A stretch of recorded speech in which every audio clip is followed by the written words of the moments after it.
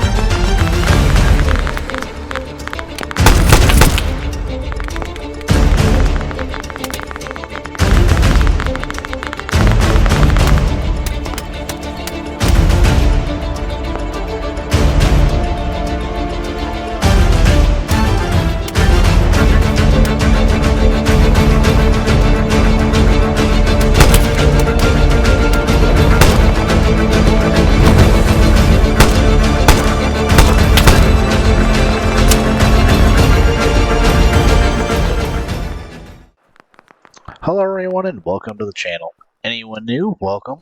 Anyone subbed already, welcome back. For today's video, I have some Operation Harsh Doorstop gameplay. Anyone doesn't know what this game is about, this is supposed to be a milsim that is going to compete with Squad and other games alike. And for the sheer fact, I am not going to be criticizing nor reviewing the game because it's nowhere in the state. If anything, I'm here to mainly just give feedback, and then hopefully things will get better as time progresses. This game is developed by Drakeling Labs, aka BLUEDRAKE42. He decided to make a game to rival that of Squad, Postscriptum, and other games. I have not played any of those games besides Squad. That would probably be the only thing I've actually played. So all my opinions and feedback will basically be off that. Since we're going off of that, I have created a pros and cons list in which I will basically try to do my best to elaborate in each of the points listed. From the pro side of things, the game is free, there's mod support, it's community run, quality versus quantity, potential, and controversial.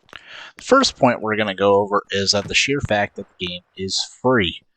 Now, there is a pro side of things and a con side of things, but for right now, I'm going to stick on the pro side. For the sheer fact that it is free, it gives a wide range of availability to many people that cannot either afford Squad, Arma, or any other milsim games. So if you want a milsim game that is free, this is it. And that is a good thing because the game does offer 4 theaters of war. On top of that, you can play in either single player and multiplayer, and which I think is a really good thing, just because it's a milsim experience that you can jump into, and well, it's free.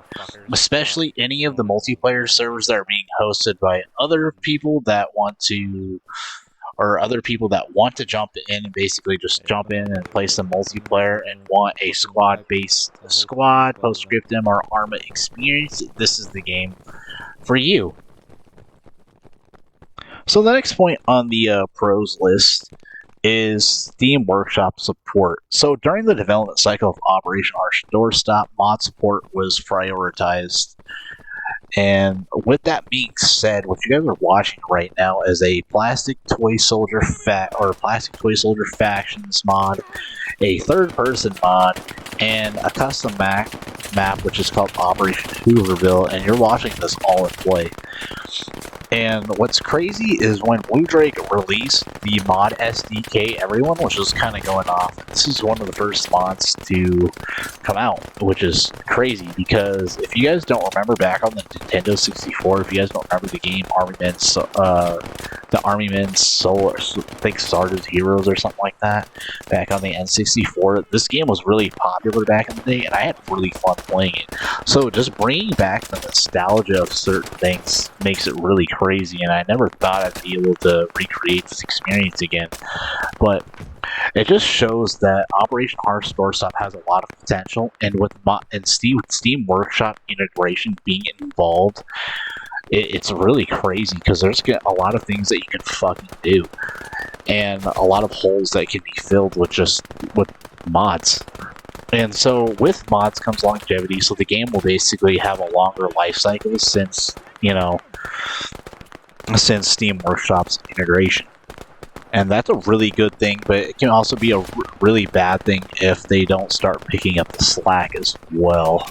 So if we have to depend on mod support, I'm not going to get too far into it yet, because this is also going to be a con too, because if Operation Harsh Doorstop doesn't start doing well, it's going to start depending on mod support, that's going to be a really sad thing to see.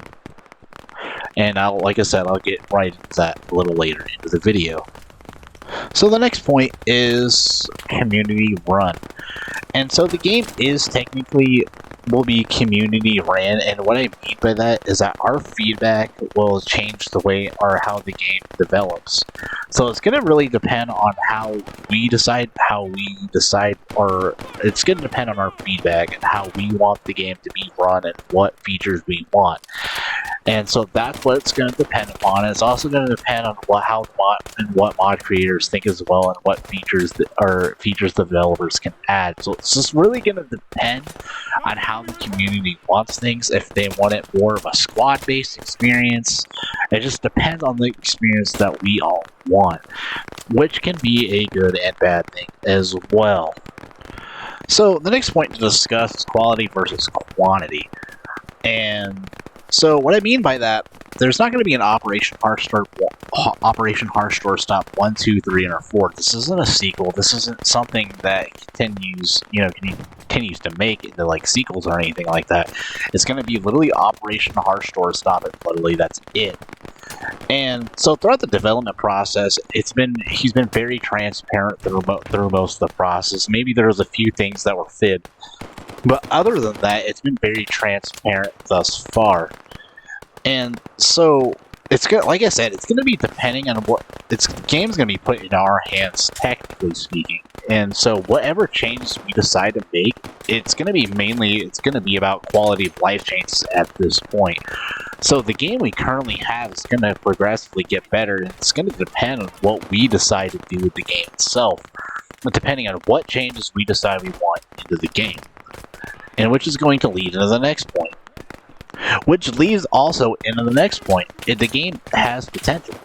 The game has a ton of potential. With Steam Workshop support at its side, I mean, this game really has some huge potential and things going for it, and it can be a better game than Squad or any of those games alike. Ever since Tencent purchased a share from OWI, honestly, I can see a lot of bad things coming from it, and I don't see anything good from Tencent purchasing a little bit of the OWI. I just don't see anything good coming from it. We already got people making jokes like fucking pink shoes and other bullshit, and it's supposed to be a milsim-based game, so I don't know what Tencent's I don't know why they're sticking their nose where it is, but it is. So I didn't really understand that when they purchased a portion of OWI. I didn't really understand it, nor will I. But I don't see anything good from from Tencent and Tencent's acquisition of some of OWI. So hopefully it'll be for the better, but highly doubtful. So. But as I said earlier, our Operation Heartstorm has a lot of potential, a lot of room to grow, and it's going to be dependent upon how Blue Drake decides to address certain issues, and basically how he decides to form his game. Which also leads into the next point, is that this game is probably one of the most controversial games to be able to come out right now. As I said, he launched it for free. It has Steam Workshop support. There's a lot, and he released the mod SDK like he was handing it out like it's fucking candy. Honestly, dude, you basically just handed a bunch of creators, oh here's the fucking game. Do what the fuck you want with it, because you can literally, with the mod SDK in hand, you can do anything you want. If you want to create fucking Call of Duty, you can. If you want to create Tarkov, you definitely fucking can. Like basically the ball is in your fucking court. If you have the knowledge to do so, you can do it.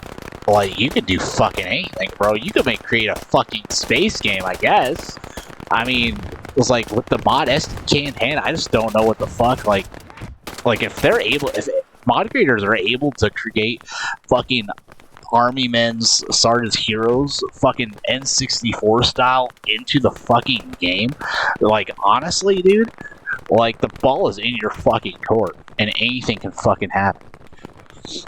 So honestly, it just depends on how the community, how Blue Drake decides to take the feedback and how he decides to go about it and incorporate it into the game, as well as mod creators alike.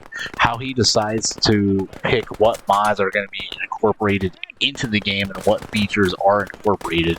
Because if you're going to make a squad-based experience and an Arma experience, you're going to need everything. Like, you're going to have to throw resources. I don't know how much money it's going to fucking cost, but you're going to have to throw a lot of assets together, incorporate all the core features that those games have into your fucking game. And that's what you're going to have to fucking do. Because you're going to compete with industry giants such as Bohemia and OWI. Like, you're going to have to fucking really throw everything you got at it. And you're going to have to do it with precision. And you're going to have to do it with quality. Because you can't throw anything. If you throw anything half-assed out, it's not going to succeed. And that's just me being honest, and that's me talking for basically all gamers. Because at the end of the day, all we want is a quality fucking game and a quality Milsim experience to be able to fucking play. Because you throw, as I said, throw out half-ass shit, you're going to get half-ass from the community.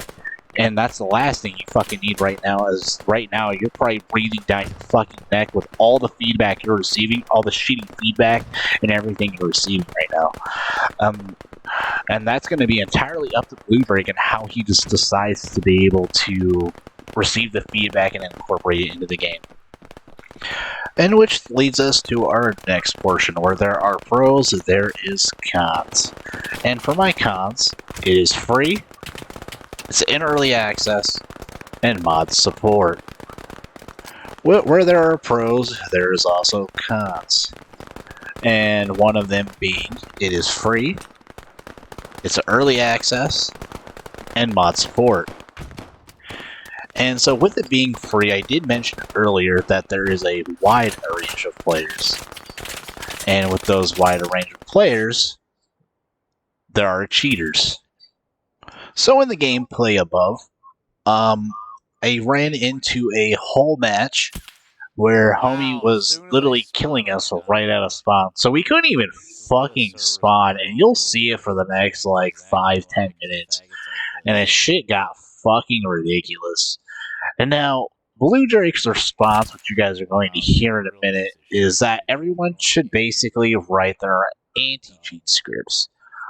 And so I'm going to go ahead and play. So I did ask him the question. I had him elaborate further because the video did explain quite a bit, but I wanted him to elaborate on the anti-cheat issue a little bit. And you guys will hear it here in a bit more, because I was like, I watched the videos where people were like cheating a little bit more. There's two answers. There's two answers to this. The first answer to this is because that's what they already do everywhere else.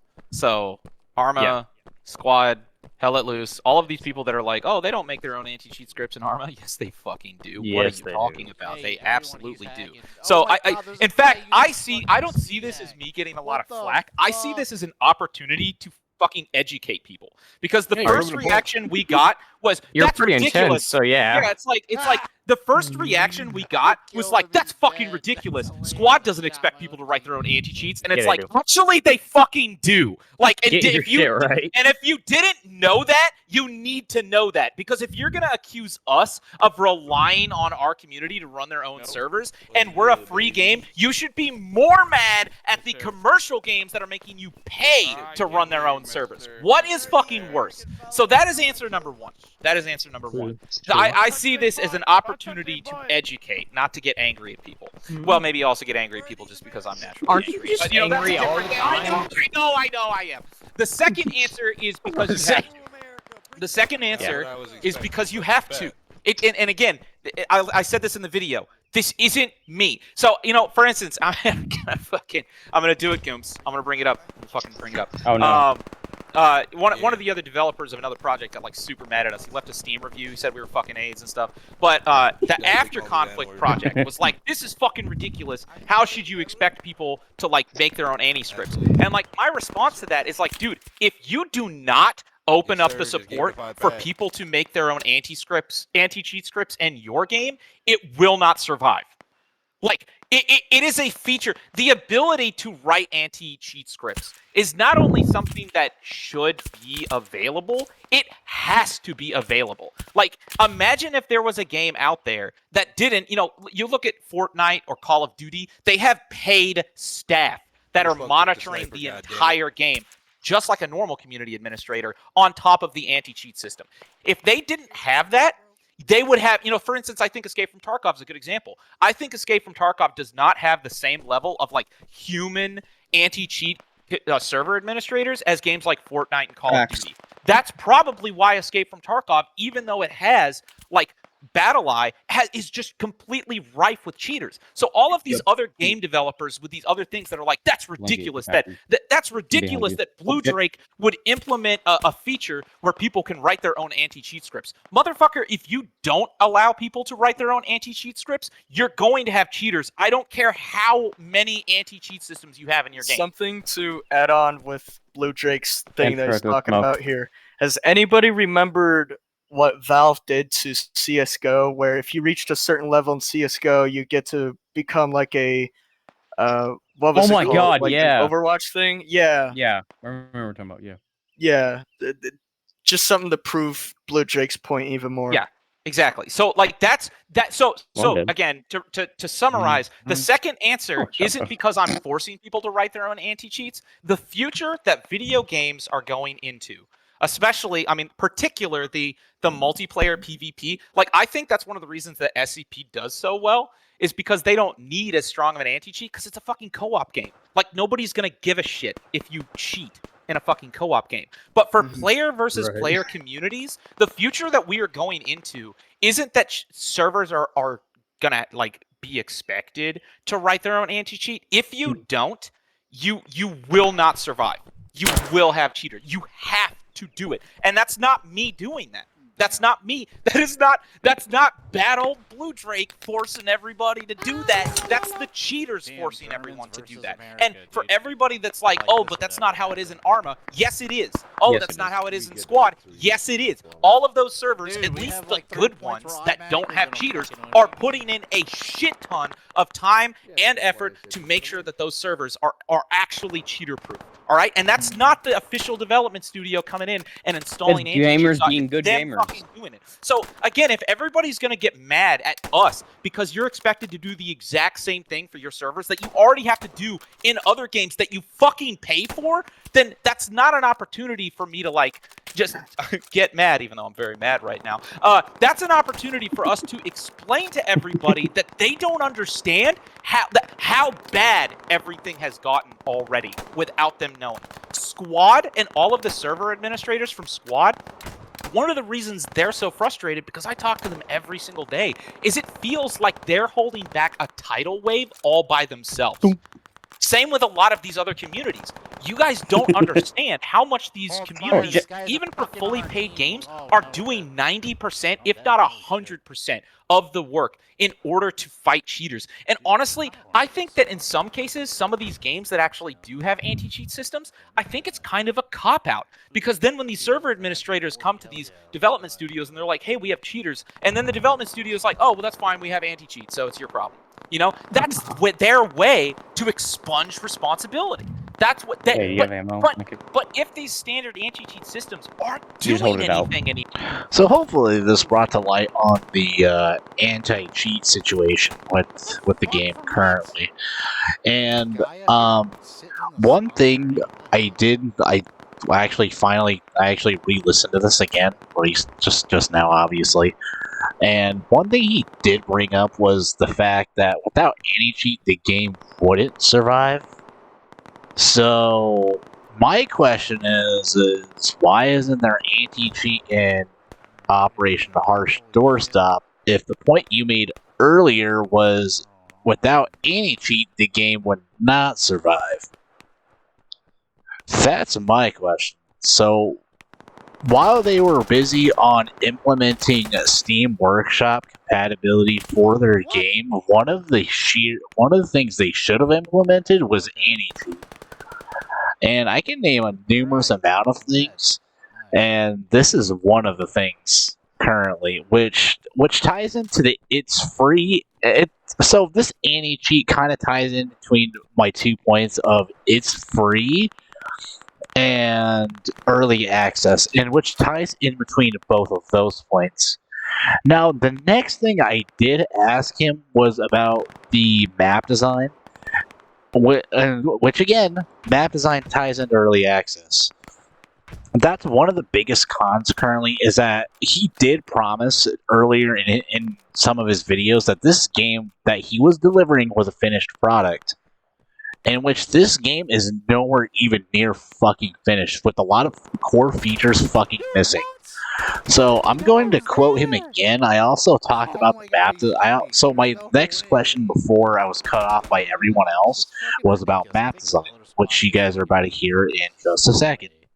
No, that's totally fine. So I guess I guess it goes on to my next question: is as development continues, how do you plan to approach map design? As like currently the map design is really basic. So do you plan to go back in and remaster any of the maps in a way that it can improve combat flow? So, the answer to this is, well, the first answer to this, because I like to break this down into answering every question with 2 answers, because I'm stupid. I would say the first answer, which is going to sound like a cop-out, and I guess it kind of is, but it's also true, is that good map design is subjective. What is a good map to one person is also not a good map to another person. With that said, I feel like this... Well, okay, the second answer is, yes, that was always the plan. That was always the plan. And it's like none of these maps are fucking done, dude. Not even remotely. And when you look at Capchi, have you played Capchi? Capchi's actually a I've played all of them so far. Yeah, Capchi's a 4K map, dude. We have intentionally put in blocking volumes to make it like a 1K map, but that map's 4K. It's built to be for jets. Like, I don't know if you noticed, but if you no-clip, you'll see a fucking half-built airfield, like at the end. Right. It's because like that map's built for vehicles, but the only reason that it's not that big right now is because we're an infantry-only game. So my answer to your question is not only yes, will they be redesigned? In some ways, they already are. Like, how is CAFG gonna play when there's jets? Like, we could probably not change the position of a single fucking building, but as soon as we open it up to 4K and, like, introduce vehicles, it could become amazing, you know? So, here's the issue with that. Why should we make... hopefully you guys... my objective is to hopefully put this decision in the community's hands, so that way when you all make the wrong fucking decision, I can laugh at you. But here is the conundrum.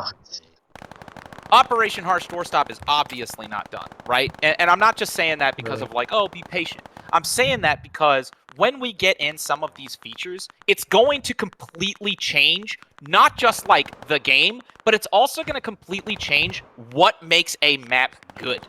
You know? Like, there's a big difference between developing a map for an infantry-only insurgency-style game and developing a map for a large-scale squad or project reality game. And there's some maps that we could probably make that would be, like, perfect for skirmish COD, you know, matches, right? But would be absolutely trash for large-scale vehicle matches, and vice versa. Like, do you think, like, seriously, imagine this. If you took if you took every single one of the fucking squad maps, and you brought it down to, like, 500 meters squared, and made squad, like, an infantry-only game, do you think those maps would be even remotely good? No. It's because hey, I had an idea, so the though. issue is, like, I feel like the maps are pretty good right now. They're mid-tier. Yes, they could be better, but why the hell would we put in all of this effort to optimize the maps for, like, what the game is now, if our plan is to rip all of that out and introduce all of these features that are going to completely change the game experience anyways, like, what's the point? Our end goal isn't to make a game like Insurgency Sandstorm. Our end goal is to make a game like Squad. So why are we going to sit here and try to change all of our maps to be perfect like Insurgency Sandstorm maps when by the time we implement... Like, have you played with vehicles in Insurgency Sandstorm? What is the vehicle experience like in Insurgency Sandstorm? It's okay. It's okay. Like, it's not... There's nothing... Yeah, exactly. Like, because those maps aren't designed for vehicles. They're perfect for infantry. They're great it's a pinball infantry machine, maps. basically, experience. But yeah, but if we were to sit here and put in all of this effort to make these maps like, yo, perfect for vehicles, or sorry, perfect for like, you know, as it is now, and then we add in vehicles, and then everybody's gonna say the exact same thing. And they're gonna be like, well shit, now these maps are crap for vehicles. Are you guys gonna go in and change all of the maps again? And at that time, look, let me put it this way. My job as the manager of this project, but the only thing that I am here to do is to stretch our insanely small budget as fucking thin as I can. And from my perspective, not even from my perspective. Do you think that putting in a whole bunch of effort to completely rip out and redesign and re-implement all of these maps for every single phase of development that we're in, do you think that would be a useful, an efficient usage of our very limited resources? No. I think you're doing good right now. I think what makes the most sense is to put out, and again, a lot of these maps are intentionally, like, dude, Risala is designed for vehicle. Have you guys not noticed that Risala is literally Fallujah West? It's literally. Yeah, I'm not saying I'm not saying kind of. You want to know how I made that map? I made like the same size like terrain as Fallujah, and then I took a fucking I took a marker tool inside of Unreal, and I literally drew like Microsoft Paint style all of the roads and everything while looking at the Fallujah West map for Project Reality. So like that's what it's built for. And if you notice, no wonder it looks so similar. Risala, yeah, I'm like, what the fuck? Risala is optimized for the Insurgency game mode that's not out yet. So you all don't, and the reason I know it's gonna be fucking perfect for the Insurgency game mode is because it's fucking Fallujah West. It's already Fallujah West. Fallujah West is the most fucking popular Insurgency map of all time. So like, if Fallujah, if you're saying that Risala is a bad map, then that means Fallujah West is a bad map, which is fucking not true. So hopefully that also answered the map design question. While I'm still on both points still, which is the early access and the it's free part. So while it being free and it being an early access, so by no means is this game a finished product, in which we were promised a finished product.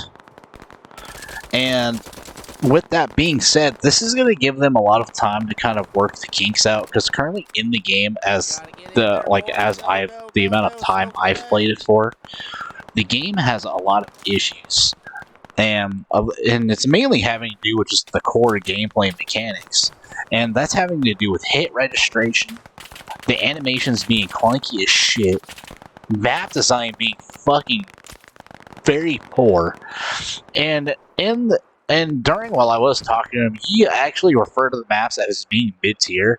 By no means are these maps even fucking mid-tier, dude. They're fucking low fucking tier. Like, don't get me wrong, the artwork is nice, the textures are nice and all that, but the map design is so fucking basic that even a fucking child could fucking make these maps and place fucking buildings down. Anybody can do the amount of work they fucking did with these maps. So they have a long fucking road ahead of them if they want to gain anybody's trust or anything of that nature currently, because a lot of core features are missing. And to re-quote what he fucking said about anti-cheat being killing a fucking, or without anti-cheat the game would be fucking dead. If that was the fucking case, as I said earlier, they should have implemented it, and that should have been something they should have been focused on from the very beginning instead of Steam Workshop support. That could have came at a later fucking time. Literally, and with the amount of money and resources that they have currently, which I'm not sure what the statistics are or how much money they're actually working with, I have zero idea financially what they're working with, but what they are working with, I'm gonna give credit where credit is due. What they have right now, I'd say it's pretty decent, but at the same time, a lot of the core features are missing in which make a fucking game. And I'm not going to say they're doing a bad job, nor are they doing a really good job either. It's just, like I said, they should have been focused on the core features from the very beginning of which every fucking game has. But I understand what his vision was, which is basically just kind of waiting on the community and see what they're going to say. And see what the community and what they want in the game from the community. I understand community feedback is probably going to be the hugest part, the critical part of decisions that are going to be implemented into the game. So, in short, I understand that, but at the same time, by no means this is a finished product. And I understand that. And so, I'm just hoping, and I'm in hopes of one day that this game does progress and and will be a better game than Squad or Insurgency or any other Milsim game that's out currently. Because there's a lot of player experiences that can be created. It can be better than what we have right now. And currently, what we have right now is half-assed bullshit. And this is what this is. Half-assed fucking bullshit. Because we need a fucking game right now, currently in the industry, that's going to be really fucking good, and it's going to be and currently the transparency is there. Transparency is there. All it needs now is basically the quality. We need the quality right now is what we need. And I know what I said earlier is that it's going to be quality versus quantity, and it's right now this feels like a quantity title, but this will be one day a quality title once it gets the polish it needs. Once it gets that, it's going to be a really good game. Now, what brings me to the last point, which is mod support. And mod support is a good thing, but at the same time, it's a really fucking bad thing. So when he released the SDK, and I'm not going to say by that it was a bad thing, but at the same time it's not really a good thing either, because now other mod creators now have access to the code and assets. And so with that, since you just gave them that in hand, it gives them a chance to create something better than Operation Harsh Doorstop. And this is going to, and I don't know if this is going to be opinionated, so I mean, you guys can say whatever the fuck you want to say. Do what you guys will with it. But it's gonna be really fucking depend on if it's gonna be like a DayZ situation where when DayZ was only in the Arma 2 mod stages when they just started off as a mod. So what if they take Operation Harsh Doorstop or I'm not gonna say they're gonna take the code. I mean, they can't take the code obviously, but because you guys have all the rights to it. But what if this becomes that situation where DayZ, to where their game becomes an actual fucking game and it does better than what you guys have now? So if that's going to be the case, what are you guys going to do in that case? Operation Harsh Doorstop is going to be dead in the tracks before it even begins. Because you guys just kind of gave everyone fucking the food on the platter, basically. You guys just handed it out. And if that's going to be the case, and someone makes a better game than what you're trying to vision, it's going to be dead before it even started. Currently, what I've noticed so far is I've been keeping track of the player numbers and stuff too, and the player numbers are literally right now, their highest is literally 68 players. That's all you guys have currently. So, if anything, right now, these changes need to be quality of life changes that need to happen. Like, I'm not going to say immediately, but at least within every week or every 2 weeks, you guys need an update, and something in quality of life changes need to be very rapid and put out there. Because if not, your guys' game is going to die. What the fuck? I just got pissed. And so, other than that, I mean, with everything that you guys have now, I mean, it's not the best of what you guys have now, but at least it's a starting point to where you guys can start to make those quality of life changes, start implementing in the game, start implementing the community feedback, and hopefully Operation Harsh Doorstop becomes what we all need it to be. Because currently what we have right now is half-assed bullshit, early access garbage that we all didn't ask for. And I'm sorry to sound so harsh, but I'm just really passionate about this project, and I really want to see it succeed because I've played Squad, I've played Insurgency, I've played most of the Milsim games to see what we have right now, and currently, right now, what we need is Operation Harsh Doorstop. That's what we need right now. We need something that's free. We need something that's going to be really good. It has everything it needs behind it. You guys have a really good community behind it. So hopefully you guys can kind of try to keep the momentum and just keep it shifting. And hopefully I would like to succeed. Other than that, this is all I have for you guys. I'll see you guys in the next one. See you.